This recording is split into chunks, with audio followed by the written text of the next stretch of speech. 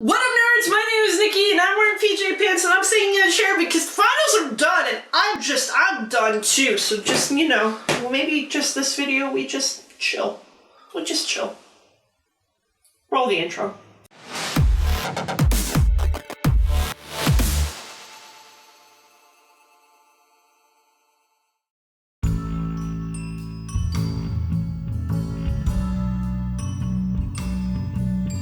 Merry Christmas Eve, GG! It's Merry Christmas Eve. It's Christmas Eve on this day that I'm uploading it. It's not Christmas Eve when I'm filming it, but it's Christmas Eve when I'm uploading it. So Merry Christmas Eve, GG. What we're trying to do is make Christmas videos as we can in the past week. And for my Christmas video, I figured that since I'm doing it on Christmas Eve, I get all sappy and tell you about my traditions. And this is completely unscripted in case you can't already tell, so you're probably going to be hearing like Mo scratching on the door, or maybe an airplane once in a while, but I wanted to tell you about some of my most favorite Christmas memories.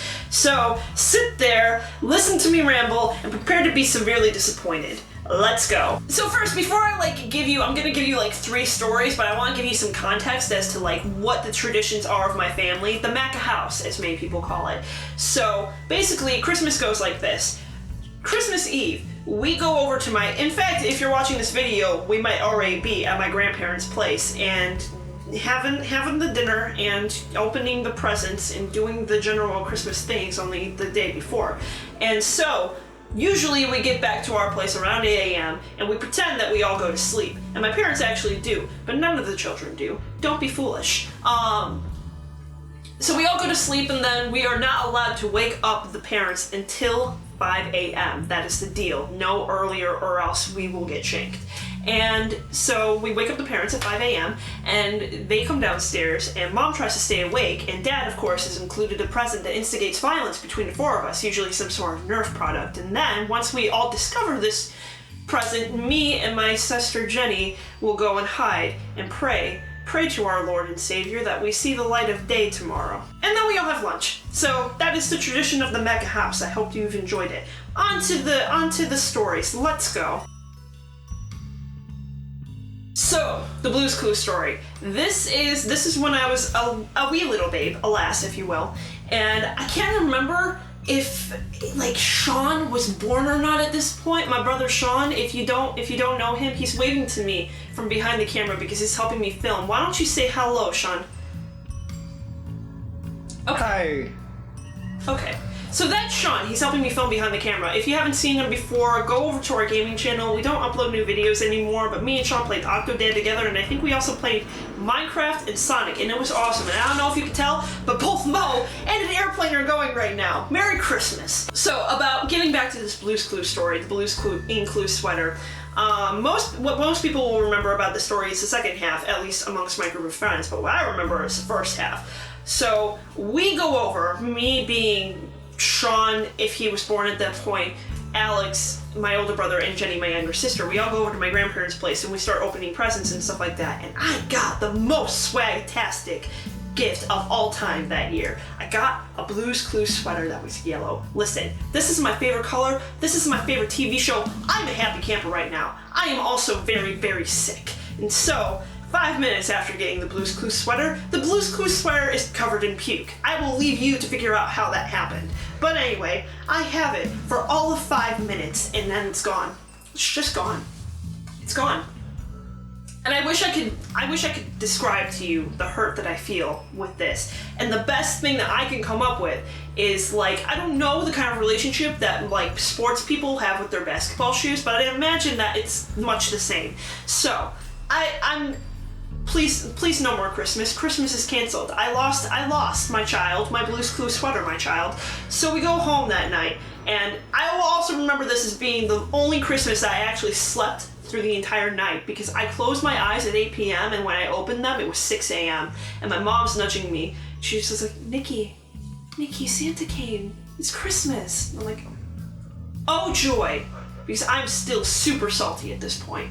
So she keeps nudging me, and she's just like, Nikki, everyone's downstairs. Do you want to open some gifts? And I'm just like, apparently we had gotten beanbag chairs that year. I don't know. And Jenny and Alex and Sean, if he was born, are downstairs and they're enjoying these beanbag chairs. But I'm still, no thanks. I've lost all that I cherished in life. So I kind of just like really sleepily, like, I'm just like, no, bring my presents up to me. So everyone remembers me saying, bring my presents up to me, but what I remember is that I lost the greatest gift that I've ever gotten in my life from my own sickness. Had it for all 5 minutes. Still salty. I still think about that sweater. I still think about it. Okay, the candle story. The next story in the saga of Christmas at the Maca house. Not many people in my family actually talk about this story all that much, but I love it just because I love my sister and I love making fun of her. So let me do it in front of you, GUG. So we're doing Christmas Eve at my grandparents' place, and Sean is definitely born at this point. Actually, this is fairly recently, and by fairly recently I mean years ago. I was about like 17 years old, I think, at this point. So we all airplane. Hi, airplane. Hi, airplane. Hi, airplane. So we open our presents because we do presents before dinner, because if we don't do presents before dinner, then we're just rushing through dinner to get the presents, and no one wants that. So we're doing dinner, and now that I'm 17, I am an adult, basically, and I feel that I can appreciate the more sophisticated topics and subject matter that is going on, that is being discussed between my parents and my grandparents. And so one of these discussions actually led to my father teaching all of us at the table. I think Sean was off like playing with his stuff, but teaching all of us at the table how to snuff out a candle with your bare hands. And so I remember that like Alex did it no problem. I was kind of antsy about it, but, you know, I got through it. I wet my fingers and I kind of just, you know, snuffed it out. And that was freaking awesome, because basically in that moment, I was a firebender. But Jenny, God bless her soul, so freaked out, doesn't want to touch the fire, but she's so determined to just do it. Just do it!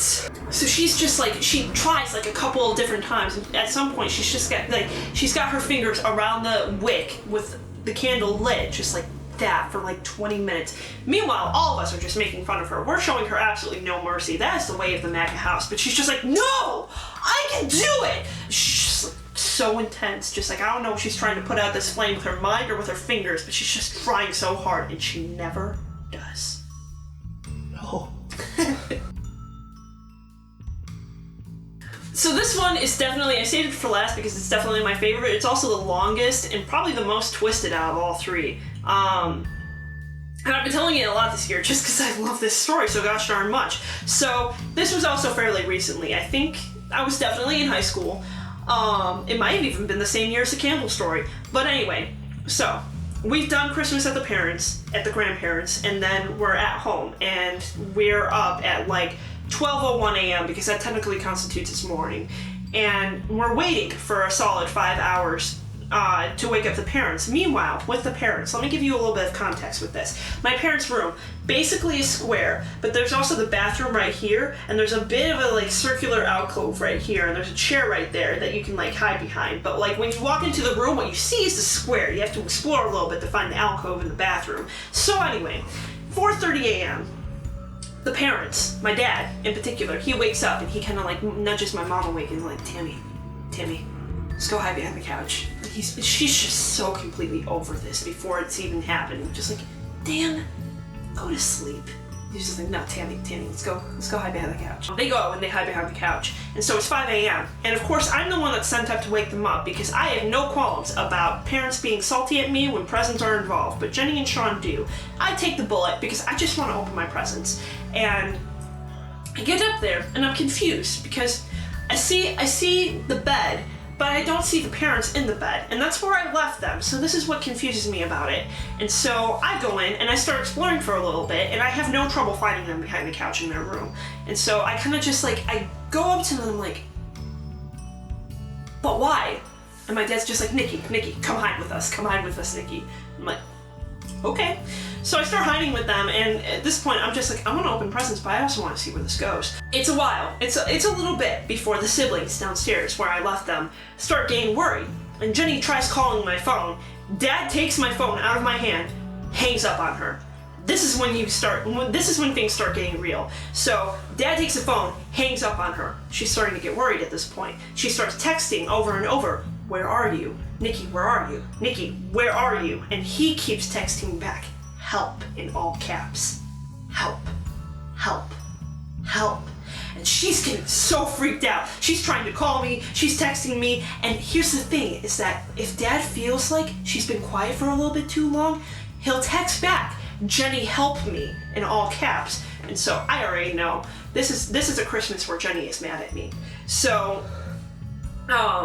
eventually they start trying to look for us, and I can't remember who, but someone came into the room at some point and they saw the bed, and they did not bother exploring the rest of the room because, I don't know, they probably thought that we were killed. Anyway, probably. So someone does that, and then maybe a half an hour later, I want to say it was Sean, I don't know for sure, but I want to say that it was Sean who came up and found us finally behind the couch, and he just looks at us and he's just shaking his head and just like, "What are you doing?"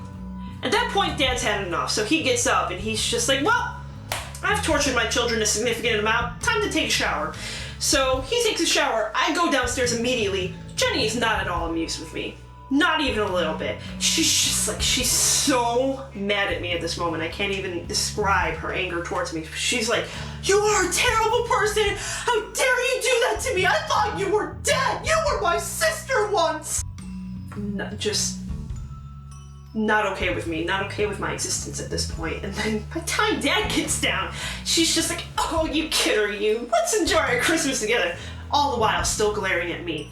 So, I mean, I guess it's my fault in the end. I mean, I was the one who allowed Dad to take my phone, so yeah. So those are some of my favorite Christmas traditions and memories. Those are some of my favorite Christmas traditions and memories. Where I throw up on my favorite gift. I make fun of my sister for not being able to touch fire. And I pretend like I'm kidnapped.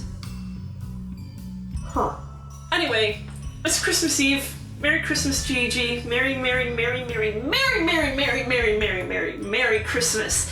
I really, really hope that you enjoy this holiday season. I hope that you make it about family. I hope that you make it about friends. I hope that you make it about Christ and God and what He did for us. Because the reason why this is such a huge celebration is because of what God gave to us on this day. We give gifts to each other because God gave us the greatest gift that we will ever receive in our life. So anyway, those are my sappy traditions, and I really want to know, actually, now that I've done this, go on the community page and like make a video or write a post or do it in the comments of this video telling me about your Christmas traditions and some of your funnier Christmas memories and stuff like that, and tag me in it, like, because I want to know, I want to be part of this discussion. So most of all, remember that you have a great God and He is with you every step that you take. Merry Christmas, Gigi.